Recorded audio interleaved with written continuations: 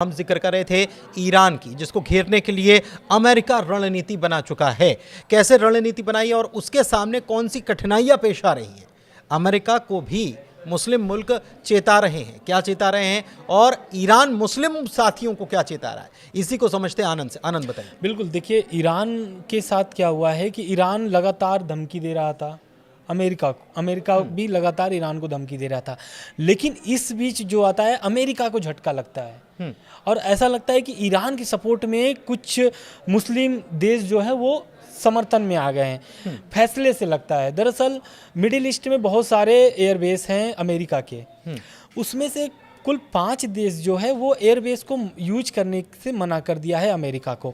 और अमेरिका जो है अगर हमला करता है, जैसा कि ट्रंप बोल रहे हैं कि बमबारी होगी और ऐसी बमबारी होगी कि ईरान कभी पहले ऐसा नहीं देखा होगा, तो ये जो बमबारी होगी तो ऐसा थोड़ी नहीं कि अमेरिका से डायरेक्ट होगा।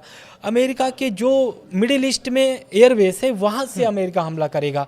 तो ईरान भी वैसे ही प्लान बना करके रखा है कि अगर हमला करता है अमेरिका तो पहले मिडिल ईस्ट में जितने भी अमेरिका के एयरबेस है उसको तबाह किया जाएगा। अगर वहां से हमला होता है बिल्कुल। और अगर हमला होगा तो अब जैसे उसमें आ जाएंगे, कतर आ जाएगा, कुवैत आ जाएगा, सऊदी अरब आ जाएगा, यूएई आ जाएगा, ओमान आ जाएगा, इराक आ जाएगा। इन सभी देशों में जो है कि अगर जाहिर सी बात है अब इन देशों से हमला होगा अमेरिका का, तो जाहिर सी बात है इस पर ही हमला करेगा ईरान। तो कहीं ना कहीं इसमें मुस्लिम देश आपस में लड़ जाएंगे। और अमेरिका के तो उसमें वहाँ पे तो कुछ ही सैनिक तैनात रहेंगे। ऐसा तो है नहीं कि अमेरिका पूरा वहाँ पर अपने पूरी सैनिक तैनात करके रखा है। अमेरिका को कुछ नुकसान होगा, लेकिन जिस पर हमला होगा वो पूरी तरीके से प्रभावित हो जाएगा। दूसरी बात, इस हमले में वो अब आप सबको पता है कि मिडिल ईस्ट में यूएई के पास कितना तेल भंडार है, सऊदी अरब के पास कितना तेल भंडार है, कतर के पास कितना है, इराक के पास कितना है, सबके पास तेल भंडार है। अगर हमला होगा तो जाहिर सी बात है ईरान तेल भंडार को भी निशाना बनाएगा। इस कारण से ये कुल 5 जो देश थे अमेरिका को मना कर देते हैं साहब कि भाई साहब अगर आप हमला करते हैं ईरान पर तो मैं इसमें सम्मिलित नहीं होना चाहता हूँ। मेरी जगह का इस्तेमाल मत करना। मेरे जगह का इस्तेमाल मत करिए। दूसरा कि अगर आप मेरे जगह का इस्तेमाल करेंगे तो कहीं ना कहीं मैं पूरी तरीके से प्रभावित हो जाऊंगा। एक चीज और है, ये हमला करना और वॉर, इसमें फर्क होता है। देखिए आनंद, बिल्कुल ठीक है। और अमेरिका ने कहा है कि हम इतने बम बरसाएंगे तो यानी कि वैसे भी अमेरिका इतनी दूर से ये युद्ध जो है वहाँ लड़ा तो वहाँ नहीं जाएगा। अमेरिका और ईरान के बीच में डायरेक्ट तो लड़ा नहीं जाएगा। इसमें बीच में बहुत सारी जमीन है ना। तो ये वहाँ लड़ा जाएगा। इसके अलावा भी कुछ स्ट्रेटेजी के तौर पर कुछ जंगी बेड़े जहाज जो हैं वो तैयार कर दिए हैं क्या? बिल्कुल, जंगी बेड़े तो देखिए पहले तो आप देख रहे होंगे कि सीज फायर पहले अमेरिका ने कराया था। किससे? हमास से और हिजबुल्ला से, इजराइल का। अब बोल दिए थे ट्रम्प कि हमको युद्ध नहीं चाहिए। लेकिन सीज फायर के बीच में पहले हमला कौन करता है? अमेरिका करता है। किसके ऊपर? हुती विद्रोहियों पर। क्योंकि ईरान का जो सबसे बढ़िया पकड़ है वो हुती विद्रोहियों के साथ है रेड सी में। और वहीं से बिजनेस नहीं करना, बिजनेस वहीं से। अब अमेरिका को, ईरान को भी पता है कि अमेरिका का रीढ़ कहाँ पर अटका है, मिडिल ईस्ट में, और उस रीढ़ को वो पकड़ लिया है हुती विद्रोहियों के माध्यम से। और लगातार हुती विद्रोही क्या करते हैं? ईरान पर हमला कर, इजराइल पर हमला करते हैं। दूसरा, अमेरिका की जितनी भी जहाज़ें आती हैं उस पर हमला करता है कि उनकी जो व्यापार है वो पूरी तरीके से क्षति हो जाए। और इसी कारण से अमेरिका ने हमला किया था हुती विद्रोहियों पर। और मैं बता दूं कि यमन में लगभग 30% हुती विद्रोहियों का राज चलता है, हुती विद्रोहियों का पकड़ है, और हुती विद्रोहियों एक तरीके से 30% कब्जा है यमन पर। तो इसलिए हुती विद्रोहियों को इतना जल्दी हटाना बहुत मुश्किल है अमेरिका के लिए।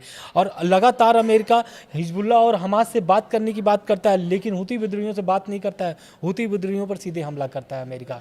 और इस बात को लेकर के ईरान कई बार बोल चुका है कि मैं हुती विद्रोहियों को कोई भी सपोर्ट नहीं करता हूँ, ऐसा। लेकिन आरोप ऐसा ही आता है कि हुती विद्रोही लगातार सपोर्ट कर रहा है ईरान का, ईरान भी सपोर्ट कर रहा है, ऐसा है। बिल्कुल। एक चीज़ और देखिए, आपको बता दें कि युद्धपोत या एयरक्राफ्ट कैरियर जो हैं उनकी तैनाती शुरू हो गई है।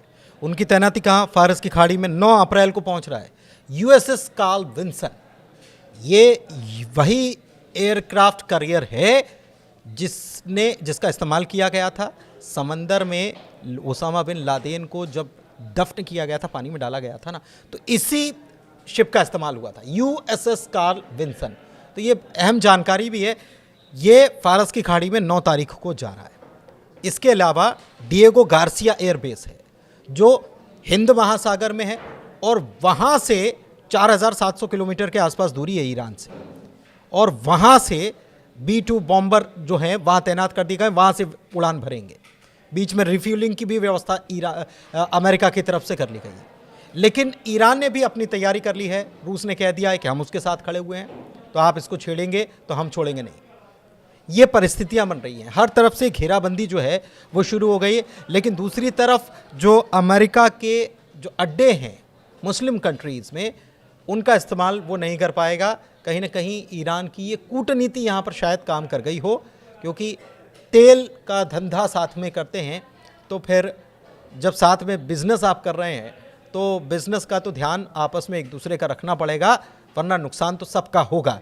शायद ईरान की तरफ से यही कह दिया गया हो।